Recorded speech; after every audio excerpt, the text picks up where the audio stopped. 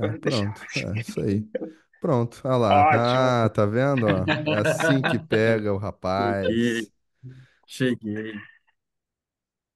E aí, turma? Bora lá.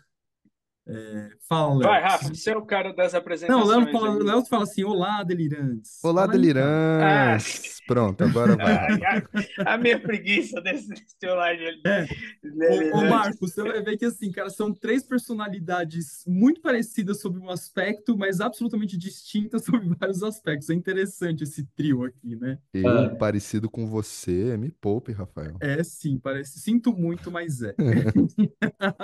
Mas também não é. Gente, seguinte, para vocês que estão assistindo ou ouvindo a gente, a gente está com um convidado muito especial hoje, que é o Marcos Rediger. Talvez vocês não o conheçam diretamente, mas é só de eu dar essa credencial para vocês que estão no mundo junguiano, vocês vão saber a importância dele para a história recente da psicologia analítica. O cara simplesmente traduziu os livros negros do alemão para o português. Então, eu acho que isso por si só, meu, já coloca o Marcos num altar sagrado da psicologia analítica. Só que antes de eu dar a palavra para ele, eu preciso comentar uma coisa. O que transformou o Marcos numa lenda viva? Eu acho que você vai lembrar disso, Marcos. É, na apresentação dos livros negros, a Vozes fez um evento online que participou, se eu não me engano, acho que era o Barcelos, o Marcos, o editor lá da Vozes também, o João. E aí, né, o Marcos teve a palavra, não sei o quê, e daí ele me... Gente, olha a frase que o cara me solta no meio de um monte de junguiano. Ele fala assim: ao traduzir os livros negros, eu tive alguma coisa assim, né? E me deu vontade de entrar em contato e buscar a minha alma. Nossa, cara, aí todo mundo ficou alvoroçado, né? Mas enfim, é isso. Então, só as palavras iniciais. Marcos, aqui, o nosso podcast não é rigorosamente uma entrevista, é um bate-papo, né? Eu sei que você está lançando um livro também, então vai ser legal também ouvir a sua trajetória. Mas talvez eu queria, para a gente dar um pontapé inicial aqui, cara, queria que você falasse um pouco de você, assim, no sentido de como que chegou até você a tradução dos livros negros, se você é suíço, se você não é, como que você teve essa outorga e essa responsabilidade de fazer uma tradução tão importante para nós aqui do meio guiano, cara. A palavra é tua. Então, olá, pessoal. Na verdade, os livros negros caíram na minha mão como um milagre. A editora Vozes estava procurando um tradutor que não viesse com a bagagem junguiana, né? Sem toda a bagagem teórica, né? Eles queriam mais um tradutor literário. Então um dia recebi um e-mail do João Batista Croix, que na época era secretário-geral editorial da Vozes, perguntando se eu estaria disposto a participar de um mega projeto. Ele me explicou do que se tratava, eu não fazia ideia em que eu estava me metendo. E eu disse, olha, eu não conheço Jung. Eu tentei ler Jung na faculdade e desisti. Nunca mais toquei nele. Aí ele falou, Marcos, é exatamente isso que a gente está procurando. Topa, por favor. Aí eu recebi, primeiro eu recebi só as fotos, os facsímiles, né, dos cadernos. E eu comecei a traduzir a partir dos cadernos originais do Jung, que foi uma experiência muito especial, porque Ou eu tive seja, você estava lendo a própria caligrafia do Jung. Sim, e eu tive que me acostumar primeiro. Então, no início foi uma tradução bem lenta e o João tinha me dito, olha, Marcos, você tem 4 meses para traduzir os 6 cadernos. E eu entrei em pânico no início, quando eu vi que estava indo muito lento, né? E eu traduzi à mão no início para acompanhar o ritmo da caligrafia dele. Aí, caramba, eu acho que nas primeiras 2 semanas eu fiquei viciado. Fiquei viciado e não conseguia esperar acordar de manhã para continuar a traduzir aquelas imaginações malucas. Eu tinha certeza de que ele tinha tomado alguma coisa Mas o que aconteceu foi que eu me dei conta de que aquelas imaginações ativas estavam mexendo muito comigo. E um dia eu me dei conta que eu estava sentindo saudade da minha alma, da minha própria alma, e eu quis experimentar aquilo também. Então, mas só que eu sabia também, por causa da intensidade das imaginações ativas do próprio Jung, eu sabia que eu não podia me arriscar a fazer isso durante a tradução, né? Então, eu terminei a tradução em dezembro de 2019. Em 2020, no início de 2020, veio a pandemia. E eu fui adiando, porque eu estava ocupado com outras coisas, né? Tinha que, assim, dentro de um mês, todas as editoras suspenderam todos os projetos de tradução. Eu não sabia como sobreviver, como alimentar minha família. Então, fiquei muito empenhado, né? Buscando, entrando em contato com editoras, consegui um contato com uma editora nos Estados Unidos que me alimentou durante toda a pandemia, praticamente. Mas acho que foi janeiro de 2021, eu finalmente deitei na cama e comecei a invocar minha alma com as mesmas palavras que o Jung usou, né? Minha alma, onde estás, tu me ouves? Rapaz, eu nem terminei de falar quando vieram as imagens. E a partir daí, todos os dias eu fazia. E no início eram imaginações muito bonitas, paisagens principalmente, né? Poucas figuras, poucas coisas difíceis e um dos primeiros efeitos foi que é como se a alma tivesse caído em mim, voltado para mim, sabe? Eu me senti íntimo de mim mesmo, foi uma sensação muito gostosa. Só que aí na Semana Santa de 2021 a coisa ficou feia. Eu fui confrontado com imagens, eu não soube dar conta daquilo. Muito fortes, me abalaram profundamente. Aí eu diminuí o ritmo. Eu não tinha ajuda, não sabia, não conhecia nenhum analista.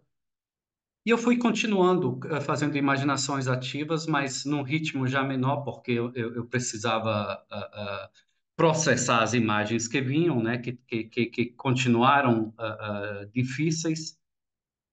E aí, em 2022, eu dei uma entrevista para um canal no YouTube chamado Projeto Hefesto. E eles me apresentaram, eram três analistas junguianos, e eles me apresentaram a um grande analista junguiano, que é o Roberto Gambini, e a partir dali eu tive o acompanhamento de um analista que sabe navegar o mundo simbólico como nenhum. Foi incrível, ele me ajudou muito, ele me ajudou a separar o que era conteúdo do inconsciente pessoal, o que era conteúdo do inconsciente coletivo, né? E só isso já me deu um alívio muito grande. E assim foi. Essa é a minha história, basicamente. Então você foi um analisando do Gambini. Sim. Uau, Gambini também está no altar sagrado da psicologia analítica Eu, brasileira eu soube depois. E Ei, ele, e deixa ele eu falar uma escreveu, coisa. e ele escreveu a Não, apresentação do meu livro, né? Ele me deu esse presente. é, Marcos, deixa eu falar um negócio, cara, porque vocês não tinham entrado ainda, Léo e Rafa, a gente estava aqui conversando, e aí o Marcos falou assim, é, cara, eu não sou psicólogo, hein? Marcos, você é muito mais psicólogo do que muito psicólogo se diz ser, cara. Desculpa contradizer você, mas assim, né? Isso é psicologia, né? Assim, é isso que a gente procura, esse contato, é falar, aprender a falar a linguagem da alma. O Jung insiste tanto nisso, né? E eu acho que até o Hillman fala isso, o Hillman que, né, ele gosta dessa leitura. Eu gosto dessa leitura que o Hillman faz da expressão psicologia como a linguagem da alma. né? Então, assim, nesse sentido, cara, você é muito mais psicólogo do que, talvez até do que a gente aqui, viu? E Cara, o, só o fato de ter Muito traduzido os livros legal. negros, né, cara, já foi uma faculdade. E Fala, Léo. não, essa sacada, né, de encontrar alguém que não faz a mínima ideia do que é o livro negro, os livros negros, né, é muito bom, né, porque, na real, se a gente fosse ser fiel mesmo, né, ao processo todo do Jung, do Hillman, o ideal seria a gente pegar os livros negros, pensando exatamente isso, eu não faço a mínima ideia do que seja isso, e sair disso pensando a mesma coisa, eu não faço a mínima ideia do que foi isso. Porque se a gente faz uma leitura dos livros negros racionalista, né, a gente acaba interpretando, né, e não vivenciando a imagem, assim. Foi uma experiência maravilhosa, ler os livros negros. Eu li logo no começo. eh, eu li duas vezes, uma sozinho e outra com uma amiga minha, em que a gente decidiu que eu era o Jung e ela era os outros. Então a gente Legal. ficou fazendo esse diálogo, assim. Então foi maravilhoso. Se a Eleteia escuta a gente, Eleteia, um grande beijo pra você, viu? É isso aí, foi sensacional, né, no final das contas. As, Pô, pode falar, Marcos, pode falar. assim, o que me surpreendeu, e talvez também graças a me aproximar desses livros sem nenhuma bagagem, foi o impacto das imagens. É muito forte, muito forte. Tem imaginações que te deixam sem fôlego, né? E eu acredito que quando você se aproxima dos livros negros, como psicólogo, como analista, você já estabelece um distanciamento, né? Então você não permite que as imagens cheguem em você. E eu acho que E esse, isso pra gente é um problema, sabe? É um sim. problema. Não, mas vocês são, né? Se vocês na clínica, vocês são obrigados a ter esse distanciamento, né? Não Vocês precisam, necessariamente. olha, bem, É. eu imagino assim, né? Não, Não, não, vocês não. O Jung fala que a gente tem que. É quase que fazer os livros negros mesmo, né? A gente vai se entregar, né, para o processo, assim como o cliente se entrega. É sempre uma via de mão dupla, a É que psicologia talvez a, analítica. a fala do Marcos é com relação à nossa atitude enquanto analistas, né? Um distanciamento para a gente não ser engolido pela imagem que o cliente traz para a gente. Em partes, eu concordo com o que o Marcos fala, assim, que tem que ter um distanciamento. Agora, por outro lado, eu concordo também com parte do que o Léo fala, porque a gente se envolve com essas imagens de alguma maneira, né? Então, é um distanciamento sem se deixar engolir por elas, mas ao mesmo tempo há um envolvimento, porque É uma. senão, ou se não me pertencesse, né? Eu É, costumo dizer que no processo analítico é como se a gente fosse um depurador. A pessoa joga a imagem penetra na gente, a gente depura essa imagem, devolve para a pessoa num constante processo alquímico de solve, coagula, né? é Então, uma é um função envolver, hermética. uma função Hermes é um hermética. deus psicopompo, né? Aquele que leva. Ele sabe o caminho de entrar no submundo e sair do submundo.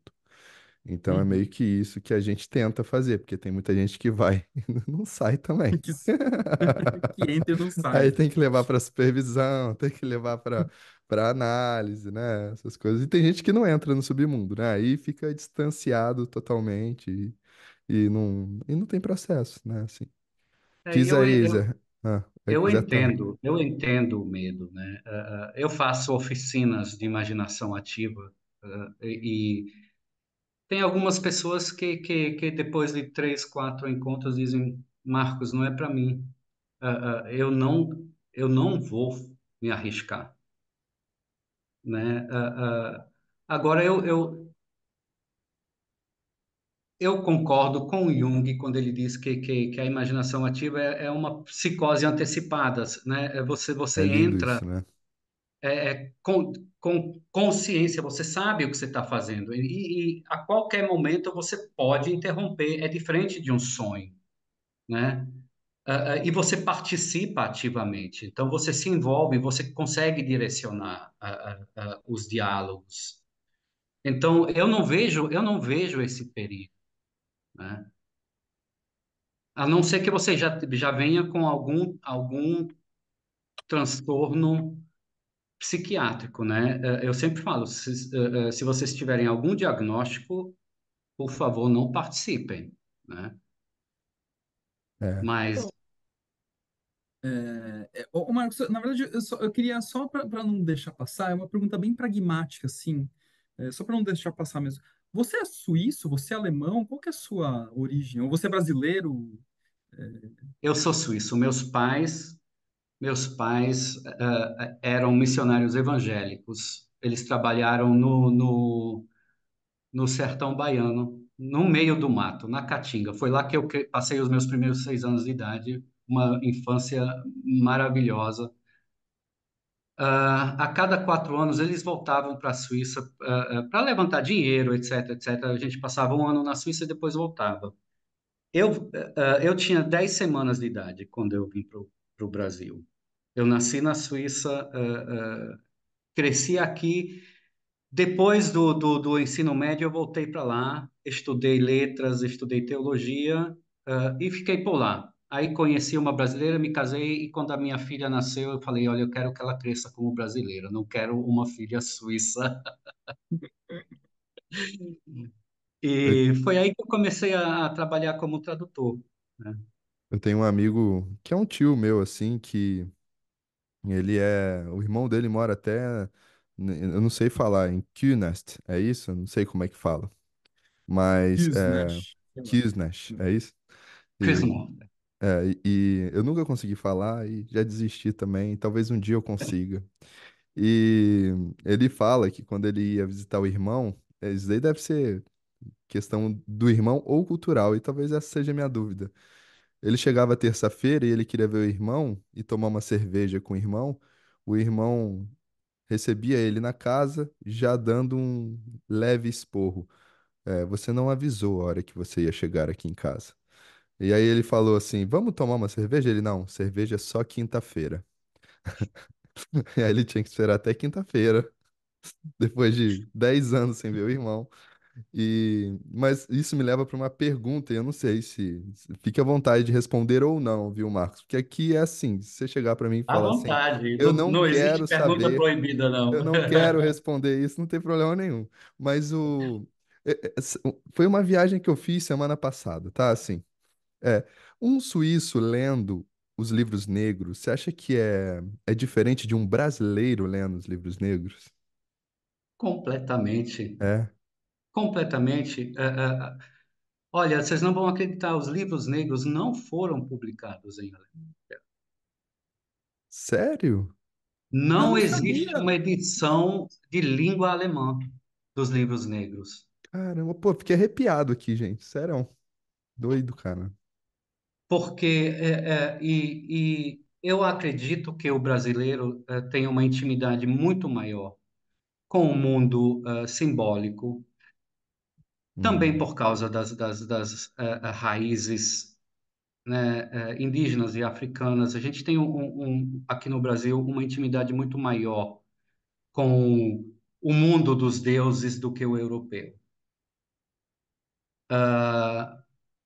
Eu acredito que o suíço mediano se parece muito com o pai do Jung, né? Que era um pastor que conhecia uma teologia racional, Mais dogmático, né? Assim, mais mais. dogmática. Essa é uma das grandes críticas que hoje eu faço ao cristianismo protestante, que é uma religião quase que exclusivamente da palavra, né? Vocês não acreditam quantos livros são evangélicos são publicados todos os anos e todos tentando defender a mesma coisa? É uma repetição de variações dos mesmos pensamentos. É tudo na cabeça, não é não é aquela coisa viva que você sente quando você lê os livros negros, né? E foi isso que me atraiu também, porque eu cresci nesse meio. Durante 18 anos, eu fui um seguidor fiel da igreja evangélica. Com 18 anos, entrei numa crise violenta e desde então eu tinha procurado alguma forma de espiritualidade que não fosse imposta por algum sistema externo. E eu encontrei na imaginação ativa. Que legal, Eu não cara. consigo imaginar uma espiritualidade mais pessoal, um contato mais pessoal com a alma, do que através dos símbolos que você mesmo produz. Não existe coisa mais pessoal do que isso, né? Eu ia apontar isso, Marcos, falar, quando você começou a contar a história toda, né, não vou voltar na história, mas assim, da consciência, da paciência, e do cuidado com todo o processo, que é o que o Jung define como uma atitude religiosa, né? Essa paciência, esse cuidado, essa disciplina, esse carinho com todo o processo, é basicamente o que o Jung fala que é, né? Como a gente devia tratar a si mesmo e a alma, e essa busca pela alma, né? Eu acho que isso é fundamental. E Eu aí é tenho, interessante essa visão que você traz, porque parece que dá uma outra visão. Na verdade, sim, talvez uma visão que a gente já tenha, né? Realmente de uma repressão racionalista da onde o Jung precisou escapar, né? Para dentro, talvez, né? Assim, escapar para dentro para poder, né? Construir o que ele construiu, né? Assim, muito legal. olha, por mais justificada que tenha sido a reforma protestante no século XVI, a, os reformadores cometeram uma atrocidade que eu acho que ainda hoje nós sentimos as consequências, que foi expulsar todas as imagens e símbolos das igrejas.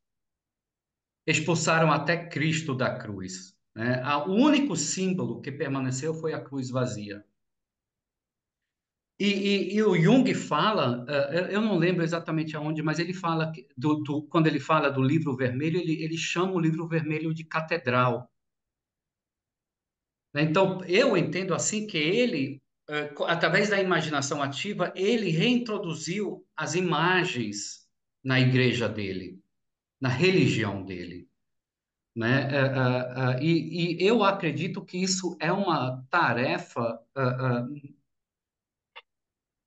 que cada um deveria assumir. Né? Cada um que sente algum anseio por um contato mais íntimo com a alma, deveria fazer esse trabalho. E o Jung fala é um trabalho muito importante, né? Importante e difícil, né, Marcos? A gente vira e mexe aqui nos nossos episódios, a gente bate na tecla daquela coisa do Jungiano, a gente fala ironicamente, né? O Jungiano gratiluz. E eu achei legal quando você faz esse passeio dizendo, olha, estavam umas imagens bem bonitas, bacanas, de repente a coisa ficou pesada, porque é isso. O inconsciente não tem compromisso com moralidade, Não. o inconsciente não tem compromisso com uma beleza estética. O inconsciente nem tem compromisso com aquilo que ele tem, né? E ponto final, não importa, né? Então, essa a riqueza do pensamento junguiano oferecer para ultimamente eu estou meio repetitivo nessa minha fala, mas a riqueza do pensamento junguiano é oferecer para a gente algumas circunscrições meio que grosseiras sobre aquilo que potencialmente é o inconsciente, mas assim, ainda assim, potencialmente é o inconsciente. Definitivamente o que o Jung oferece para a gente não é uma versão definitiva. Ele oferece para a gente um caminho que, assim, olha, a partir de aqui vocês continuam construindo, construam, construam, construam, construam. E parte disso requer esse contato constante com o próprio mundo interior, que não é tarefa simples, não é gratiluz e, cara, e requer um investimento de tempo, energia, vontade, né? Então, acho que Ô, Rafa. E existe um risco, né? Na minha experiência, a alma não se contenta em te mostrar as imagens. O que ela quer é que você aproxime o mundo simbólico do mundo concreto. Então, acontecia muitas vezes que quando eu fazia uma imaginação ativa, eu tinha que tomar muito cuidado durante as próximas 24, 48 horas, ficar muito atento ao que acontecia, porque de alguma forma a alma queria ver se eu tinha entendido a mensagem. E quando eu não prestava atenção, eu acabava me metendo em situações de conflito, né? Então, de um lado, isso é uma coisa, é um processo incrível, é uma coisa linda, mas essa união mística, né? Quando o mundo simbólico se une ao mundo concreto, é uma experiência incrível. Mas você não escolhe os meios como isso acontece, você não tem controle sobre isso. Né? Tem um exemplo que eu falo no meu livro, é que pouco antes de conhecer o Gambini, eu sofria muito, eu vivia uma coisa nas imaginações ativas e minha vida desperta era algo completamente diferente. E eu pedia que a alma me mostrasse de como aproximar uma coisa da outra. Aí, um dia, eu tinha acabado de almoçar e estava sentado na mesa escrevendo, voltado para a parede, quando senti o cano de uma arma na nuca. Então, dois caras armados tinham invadido minha casa. Eu estava em casa sozinho, graças a Deus, e eu fiquei. Eles me renderam durante uma hora. E durante essa hora eu não sabia o que ia acontecer comigo. Minha casa, onde eu morava na época, ficava no meio do mato, isolada, não tinha vizinhos por perto. Mas enquanto eu estava deitado no chão, virado para a parede, porque eu não podia olhar para eles, e eu não sabia se eu saí daquela situação viva, olha, eu não sei te explicar. Eu senti nos ossos uma, uma força de viver, uma vontade de viver, e ao mesmo tempo uma certeza absoluta de que nada me separaria de tudo, mesmo que eu morresse. Foi um momento em que realmente eu senti que essa união tinha acontecido, pelo menos por um momento. E a partir disso eu comecei a negociar com os bandidos, né? Eles deixaram meu chip do celular, levaram o celular, mas deixaram o chip, o que me facilitou muito minha vida. Eles deixaram meu laptop, que era meu instrumento de trabalho. Então, sabe, a gente, o que eu quero dizer é isso, é perigoso, é perigoso, também nesse sentido, né? Você não sabe para que lado o processo vai te levar e como ele vai se desdobrar. E você não tem controle nenhum sobre isso. Nossa, que relato forte, né, galera? Fiquei até meio atordoado aqui. Não sei, alguém falou alguma Mas eu coisa sou, aí? eu sou de Áries, sou filho de Áries, tá? Então, às É. vezes eu preciso dessas experiências fortes para a ficha cair, sabe? Eu só tenho imaginações a partir daí, mas você vê, né? A gente tava falando de Hermes. Hermes chega também como ladrão, né? Nessas horas. Interessante. Mas eu fiquei imaginando, né? Assim, se fosse eu no seu caso, né? O ladrão chegasse pra mim e falasse assim: e aí, o que que você tem mais de valioso aqui? Eu só não levo a tradução do livro vermelho, que eu não aguento mais ler aquele garrancho do Jung. No O livro livro dos vermelho não, livros livros negros. negros. Desculpa, desculpa. Quem traduziu o livro vermelho? Eu nem sei. Foi um colega chamado Edgar Hort, e ele faleceu. O que foi uma sorte, acabou sendo uma sorte minha, né? Porque Se ele provavelmente ele traduziria os livros negros. Sim, sim. Porque muito do material dos livros vermelhos está nos livros negros, né? É, Sim, sim, sim. sim.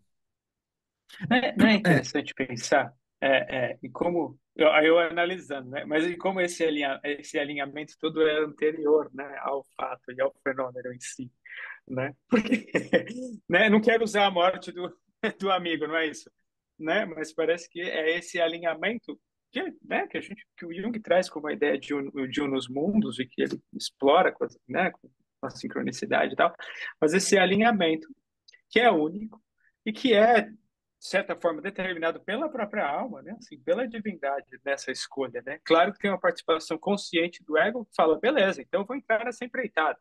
Vamos aí fazer esse negócio. Mas tem um alinhamento que é anterior, que a gente só percebe depois, né? Mas que tá aí de alguma maneira, né? É muito interessante. Não, e é incrível. Olha, a história do que aconteceu depois é maluca. 2 semanas depois do assalto, eu estava em Arraial da Ajuda, né? Então, qualquer coisa para resolver nos bancos, você tinha que ir para Porto Seguro. Era um saco. 2 semanas depois, um analista me liga e fala: Marcos, eu vi você no lançamento dos livros negros, eu estou em Arraial, quero te encontrar. Olha, eu ainda estava sem um centavo no bolso, estava sem cartão ainda, cartão de banco, nada, e eu não estava afim. E eu fui inventando desculpas. Mas ele, todo dia, ele ligava, insistindo. Na sexta-feira, né, ele veio na segunda e na sexta-feira eu cedi. Aí a gente se encontrou, o Jorge Monteiro, analista lá de Goiânia, cego. Aí eu mostrei os sonhos de Arraial para ele, né? E aí ele me falou desse projeto Efesto, né? No YouTube. Perguntou se ele poderia passar meu contato para eles. Eu passei o contato, aí um deles entrou em contato comigo. A gente marcou a entrevista para Sexta-feira Santa daquele ano. E naquela entrevista, eu encontrei minha esposa. Eu conheci minha esposa. Sabe? Legal. É muito doido. É é muito muito doido. doido, cara. Quando você pensa, né? Um autor de ficção não conseguiria imaginar uma coisa dessa. Começa com uma tradução, passa por um assalto, né? E acaba num encontro com uma pessoa incrível. O que que a alma traz, o que que a alma leva, o que que ela traz de novo, né? Como se fosse o mar mesmo, assim. Eu fico pensando, evidentemente, que não tem a magnitude dos livros negros, né? Mas quando eu fiz a minha tese de doutorado, que é o fenômeno do contágio psíquico, né? Que o Jung escreve muito, o quanto de contágios eu presenciei, assim, sabe? É impressionante como quase que o fenômeno, né? Só que um fenômeno almático, ele vem te perseguir também. Eu lembro de um dia que eu tava no Ibirapuera, tava andando e de repente eu me senti mal, assim, me incomodado, não sei o que que aconteceu. E aí eu continuei andando, né? Tava lá no Parque Ibirapuera mesmo. De repente eu escuto de relance, assim, alguém falando, falaram que é pra sair do parque. E aí eita, de repente helicóptero em cima do parque do Ibirapuera, assim, aí o cara, tá acontecendo alguma coisa. E aí o pânico começou, assim, sabe? Começou um contágio meio pesado, assim, até que falei, bom, já deve ter nos jornais. Eu entrei no jornal e tinha lá, né, um grupo de bandidos que assaltou uma das casas na frente do parque, entrou em tiroteio com a polícia e foram para o parque se esconder, né? Eu falei, meu Deus, o que que eu faço agora, né? E eu resolvi ir pro carro e sair do parque, mas aí eu peguei um congestionamento, eu acho que de 1h30 para sair do parque de carro. Ou seja, se fosse acontecer alguma coisa também Ah, ia dar na não, mesma. não ia dar, mas era para eu vivenciar aquilo, né? Eu acho que é meio que isso. Ah, você tá querendo? Então, a alma fala o quê? toma aqui, meu amigo, viva isso e depois você pode escrever, né? É meio doido, Mas eu né? acho que é isso, Léo. Quando você convida a alma, né, convida entre aspas, mas quando você se dispõe a se abrir para a alma, ela vai te mostrar uma gama da vida que não faz, não distingue entre o que nós chamamos de bom e o que chamamos de Total, isso ruim ou de mesmo. mal. Ela vai te mostrar tudo, né? Então, você tem que estar preparado para isso. Ô Marcos, e depois de você traduzir os livros negros, você de alguma forma se interessou por uma leitura junguiana? Você começou a, pô, deixa eu ler a obra, essas coisas, ou não exatamente? Meu problema é o tempo, né? Agora, estudando Jung, fazendo traduções de Jung. Eu traduzi as palestras que ele fez na Sofingia, né? Quando ele ainda estava na universidade, que são muito interessantes, né? Mas Como essas a gente ainda não tem. Você está dando um spoiler pra gente, é isso? sim, isso. E Opa! deve ser publicado em breve pela Vozes. Aí. No momento eu estou traduzindo a versão original de Símbolos das Transformações, Ô, que coisa boa. é Transformações e Símbolos da Libido. A versão original que você diz é o primeiro texto, sem as revisões que o Jung fez?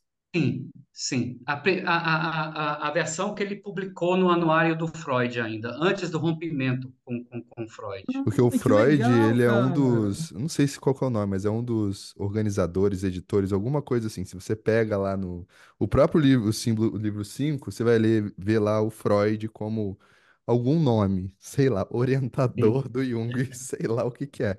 Mas a hora que você lê, você fala, mas não tem, não encaixa muito, Nada. sabe? Então, Nada, porque ele já nada. fez a edição, né? Então, provavelmente a gente vai ver aí uma outra versão que deve ser bem interessante. Aliás, ô Marcos, não sei se você viu, eu não sei o quanto você sabe disso, e claro, e o quanto você pode dizer disso também. Mas em inglês vai ser relançada toda a obra numa outra configuração, baseada mais em data e com comentário crítico. Você está sabendo sim, disso? sim, sim. E a editora Vozes vai publicar aqui em português.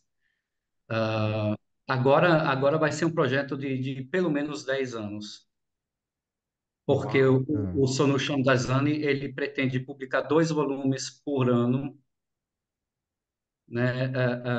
E vai ser um trabalho muito extenso, porque a edição crítica traz as diferentes, as diferentes camadas do texto, né? Diferentes versões até chegar na versão publicada. Então, é um trabalho enorme. imagina na hora que chegar em alquimia, o Nossa, trabalho que Mistério vai ser, News. cara. Loucura, cara. Mistério É. Conius vão ser 6 volumes em É, português. é. Só que comentário vai Ao ter que invés ser de mais três. 10 Não, anos. eu nem até fiquei surpreso quando a Vozes disse que ia fazer isso, porque eu imagino que não vai ser barato. Provavelmente. Eu imagino que não vai ser barato. E eu imagino que devem participar outros tradutores, não é uma coisa que vai ficar integralmente com você, não sei, uma pergunta de Não, não, leigo. uma pessoa não dá conta, eu acredito. É, Não não. dá. Eu acho que são várias camadas aí de trabalho, né, no fundo, porque Marcos, e seria uma tradução direta do alemão para o português, sem Olha, intermediários. eu acredito que seria a única coisa que faria sentido. Já que vamos fazer uma reedição, vamos trabalhar com o texto original. né? Não faz sentido a gente pegar as correções que o Sonu faz em inglês no texto em inglês, Uhum. né? Não faz sentido isso. Mas eu É, não sei, eu acredito vão ter que montar toda uma equipe de projeto para decidir tudo isso, porque não vai ser um trabalho simples. é, Mas, o, mas quando eu Agora, vi. eu... Pode falar, Zé, pode Não, falar. não, termina de falar disso. Eu ia falar sobre esse assunto, mas era uma outra coisa. Não, só fala aí, eu fala aí. comentar o seguinte, que quando eu vi esse anúncio de que ia ter as obras em inglês, eu imaginei, falei, cara, isso em algum momento vai ter em português também.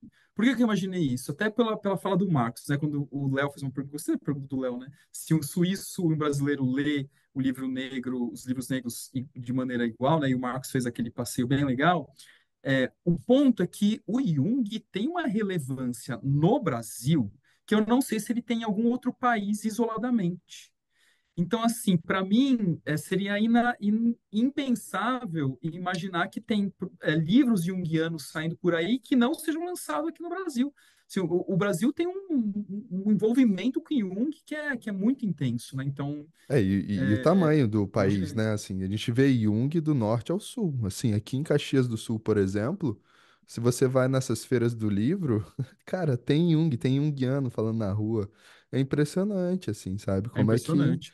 Como é que é forte o Jung aqui aqui nessa cidade, sabe? Interessante. Mas a realidade para as editoras no Brasil é muito difícil. É, Não, olha, concordo. os livros no Brasil, comparado com o poder aquisitivo aqui no Brasil, são muito caros. Muito caros. É, sim. E se você for ver, a gente. da- Eu espero que em breve vai ser lançado um livro de um filósofo chamado Peter Kingsley.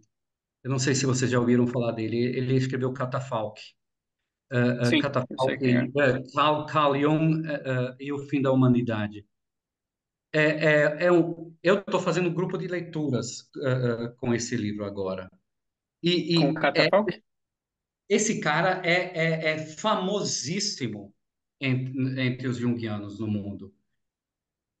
Eu consegui agora convencer a Editora Vozes a publicar um dos primeiros livros dele, que eu traduzi.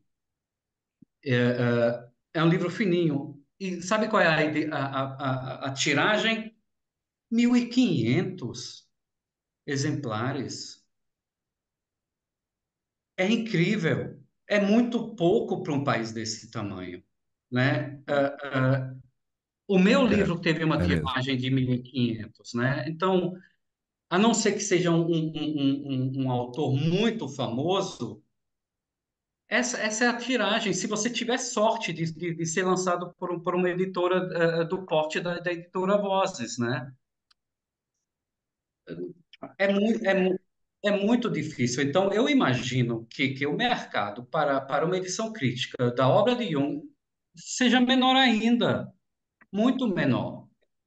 Eu até ia comentar sobre isso, Marcos, que eu estava vendo. Eu não sei no Brasil, e talvez você tenha informação que eu não sei, mas eu sei que alguns países, incluindo os Estados Unidos, a obra do Jung, se eu não me engano, até 1930, já é domínio público. E aí começa a pipocar a tradução, né? Começa a pipocar a tradução e publicação, porque não, né, virou domínio público em alguns lugares. Eu não sei no Brasil a situação.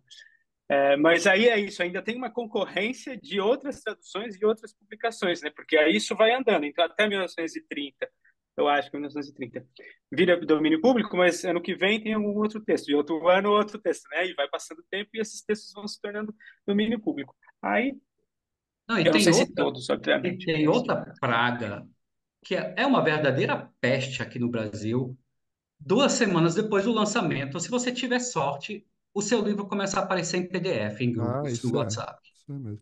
Falando nisso, né? E é uma falta de ética e de consideração com o autor. Porque Vou. o autor não ganha nada, nenhum centavo com isso. Na Europa, você não encontra PDFs de livros recentes. Impossível, porque se aparecer algum, os advogados caem em cima. eles acabam com você. E, As e multas são tá tão, altíssimas. tá tão popularizado isso que eu tenho um clube do livro também, né? E vira e mexe, todo mês eu elenco um livro junguiano, ou então alguns autores que eu gosto, como Byung-Chul Han e tal, para ler, né? Então eu trago, né, os pontos principais que eu vejo no livro e faço uma fala de 3 horas de cada livro, dividido em 2 aulas, 2 encontros mais ou menos. E as pessoas que ficam interessadas no clube, né, falam assim: você oferece o PDF?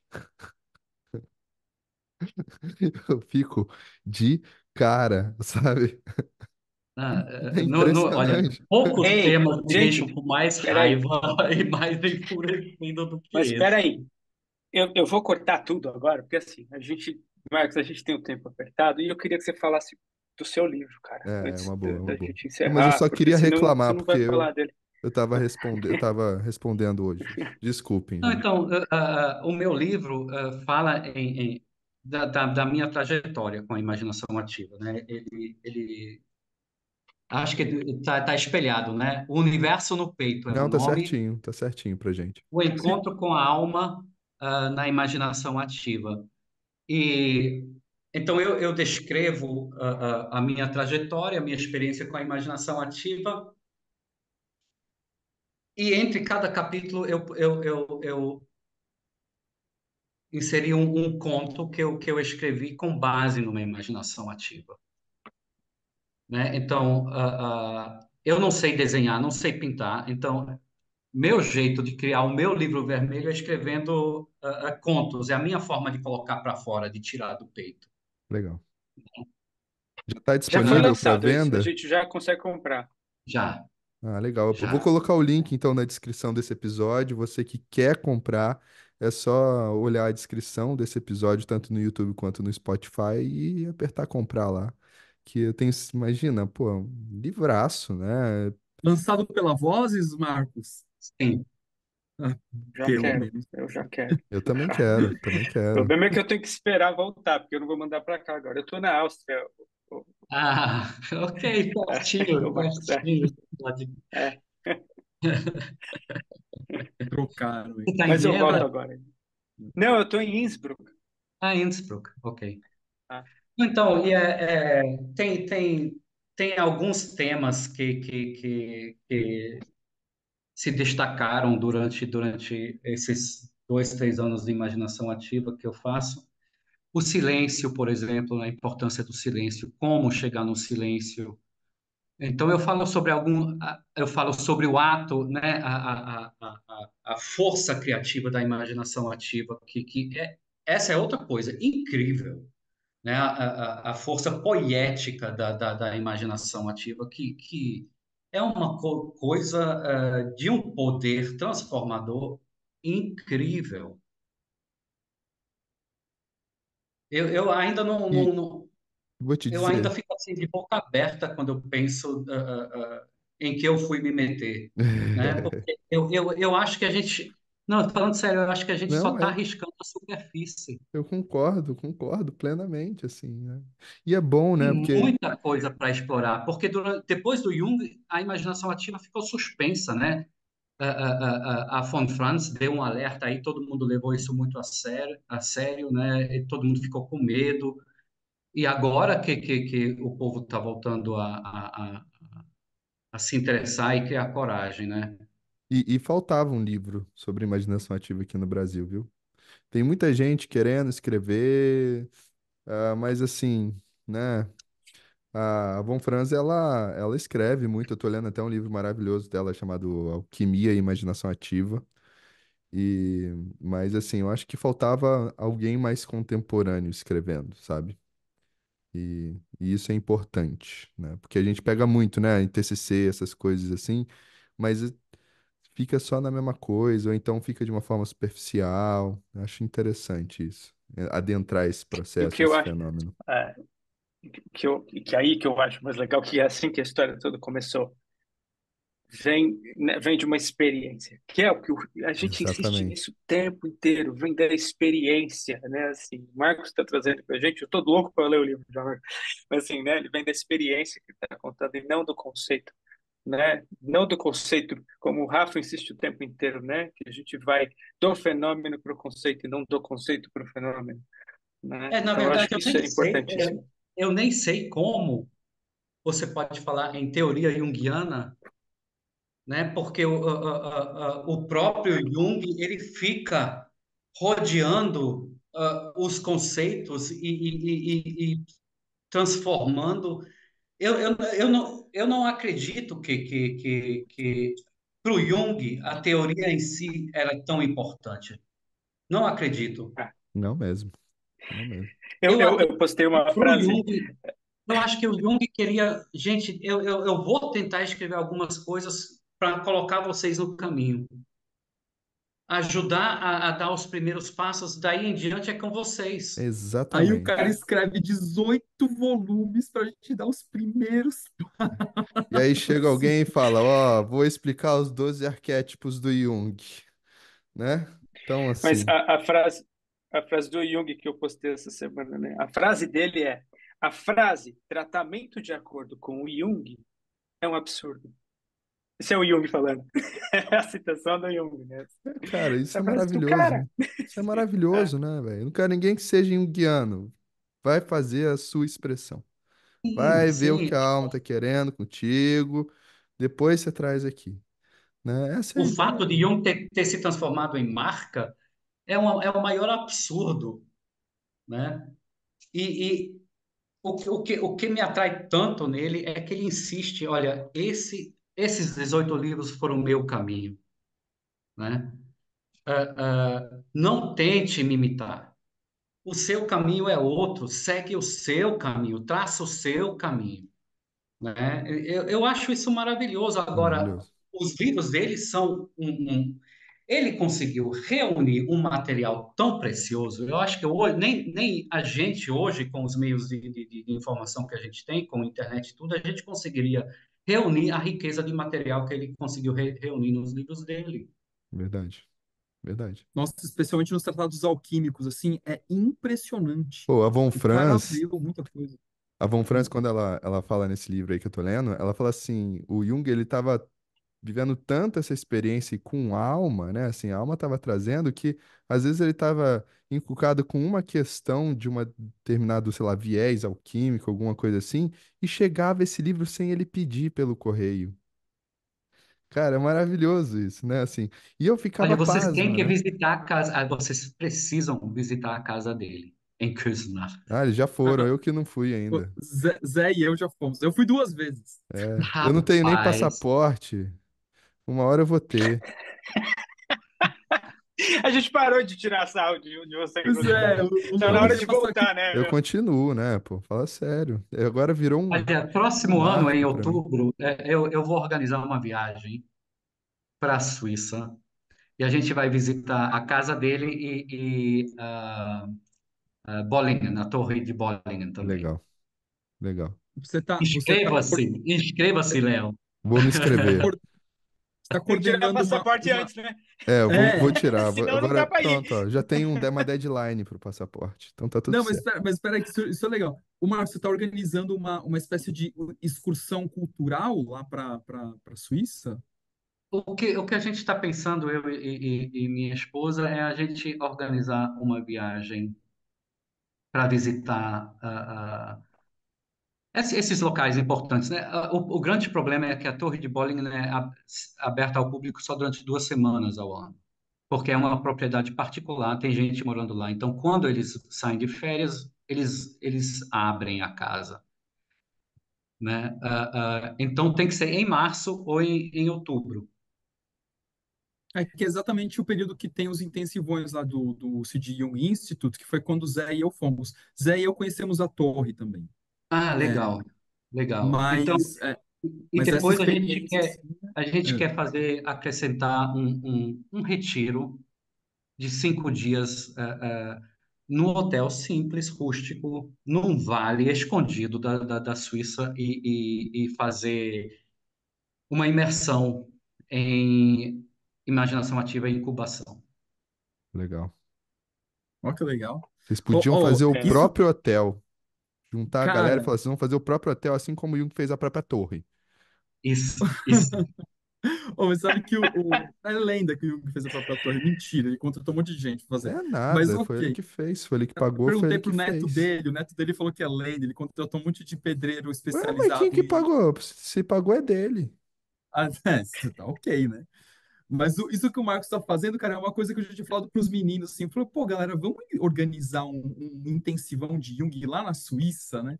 E aí o Marcos está fazendo isso antes da gente, ó, já tá na Ó, Ah, fila. e vamos é aprender legal, com ele. naquele vale ainda tem curadores, sabe, que Qual é o usam vale? fica no cantão de Graubünden, perto da capital de Graubünden. Vocês não vão saber o que fazer com o nome, se eu falar o nome do vale. É que o Zé Mas assim, conhece o Estado Barato lá. É, como que é onde você vai lá, Zé? Eu vou é perto de Sarnen, na verdade. E aí agora eu esqueci o nome do lugar, que é onde acontecem os É encontros House, como é que é? House o quê? Da House Bethany, mas esse é o nome é onde fica a casinha lá de São Nicolausen. Obalden, né? Obalden. é bem no É, interior da Suíça, bem no centro, né? é, é, Assim, é a origem da Suíça ali. é. Ei, vamos Oh, Gente, gente, nessa, turma. preciso ir. A gente precisa ir para variar essa correria. Marcos, É, deixa eu agradecer primeiro. Cara, demais. Demais, assim. Amei a conversa. Muito obrigado. Muito sempre obrigado. bem-vindo aqui, viu? Quando quiser, é só Obrigado. aparecer, tá bom? Muito Marcos, A obrigado. gente cara, mantém contato, tá? foi muito Beleza. legal, cara. Obrigado pela Legal. disponibilidade. Foi muito legal. Obrigado mesmo. Foi ótimo. Eu que Muito legal. agradeço. Eu fiquei pensando, deixa eu falar mais essa, porque eu fiquei pensando assim, cara, o cara traduziu os livros negros. Aí a gente convida ele para um podcast de três doido aqui, que ele nem sabe quem é. Eu acho tão legal, o cara vai, não, vamos aí, é E ele dizer sim vem. para a vida, né? Dizer sim para a alma, vamos aí. E tá muito Olha, legal. eu estudei a fundo a imagem que o Rafael colocou no WhatsApp dele. Meu, depois dos livros negros, três caras malucos, tá de boa, tá É boa, é? fichinho. Tá moleza, né? Bora, Cochicho, gente. qualquer Muito coisa. obrigado, viu? E Bora. até a próxima. Valeu. Muito obrigado, gente. Valeu, Obrigado, gente. gente. Tchau.